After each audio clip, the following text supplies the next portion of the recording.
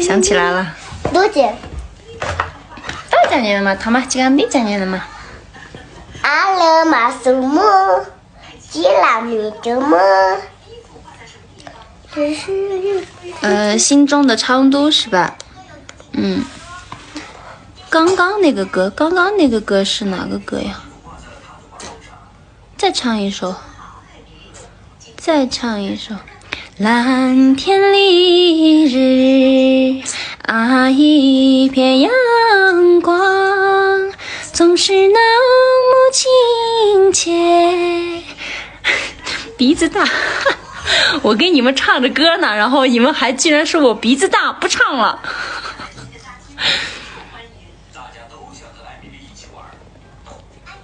跟女孩一起唱的那个啊，那个山水路，那个我那天问了一下那个旅游局的阿夏局长，然后他说可以发布噻。那过2天我跟巴望说一下，然后让他发到那个网易云上面。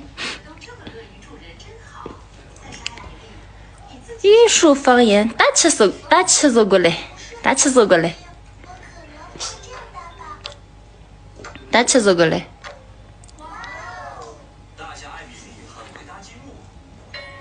那么亲切，哎呦，一打岔又忘了。勤劳的人们在这里升起，千百年的风霜会去更令人神往。成都，熟悉的成都，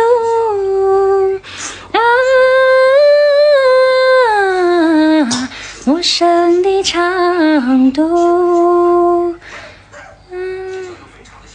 成都。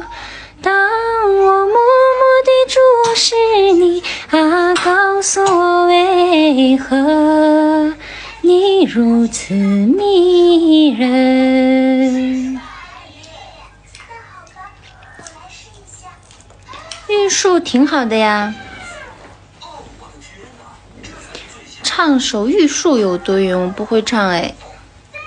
谢谢李花童，谢谢玫瑰，谢谢小星星。